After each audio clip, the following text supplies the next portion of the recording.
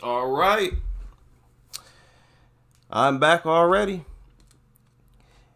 I usually don't do a post-fight video immediately after a fight, but I'm going to do it here because I was right.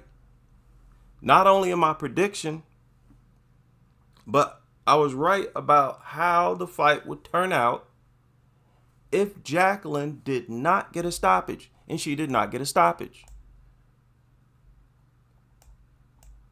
And what made it even worse, Julia was basically begging to be stopped. She was begging to be stopped. I knew as soon as I saw the blood falling on Cavalcanti in the second round, I knew this was going to end bad for Cavalcanti. I could just tell that in the third round, she's not going to stop her. And I hope y'all see what I see and what her critics see. Where was the effort? Where was her desire for a stoppage in the third round? What was she doing in the third round? She should have jumped all over Julia as soon as the third round started. But they couldn't even contain Julia's bleeding in the corner.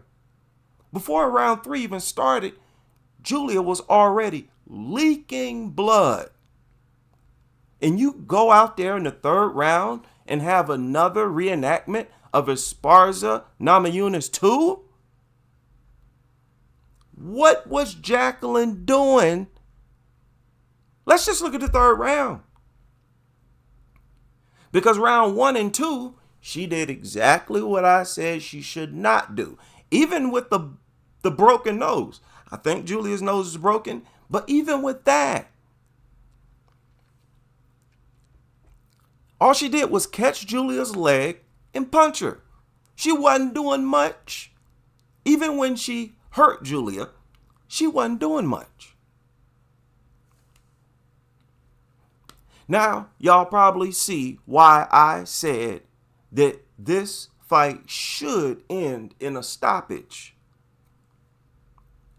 That Cavalcanti should be able to stop Julia. You clearly see why I said that.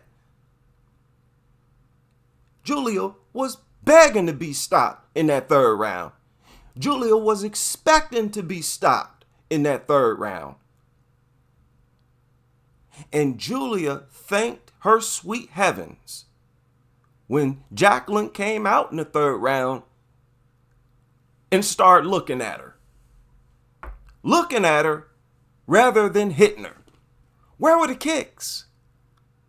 I don't think Julia would have handled kicks well at all once she started bleeding.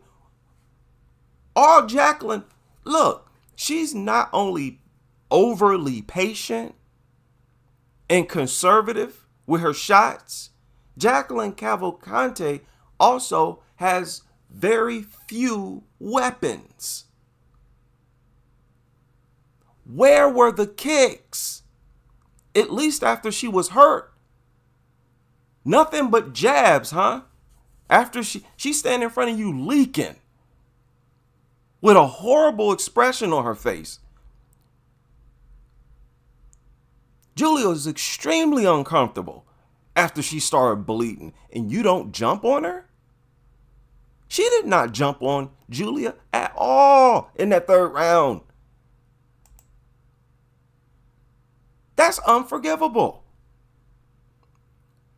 That's enough for me to say, officially, Cavalcanti is flawed. In a major way, a significant way. All fighters are flawed, but her flaw is too pronounced.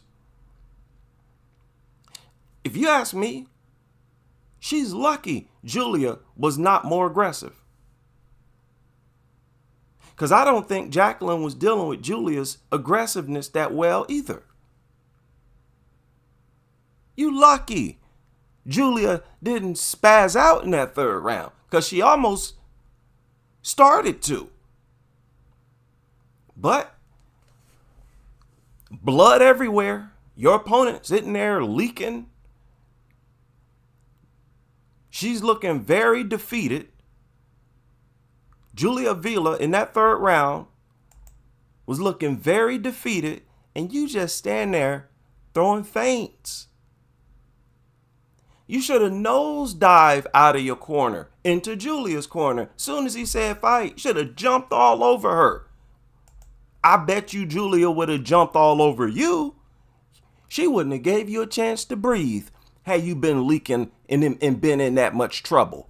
Have y'all seen, do y'all know how Julia acts when she gets her opponents hurt?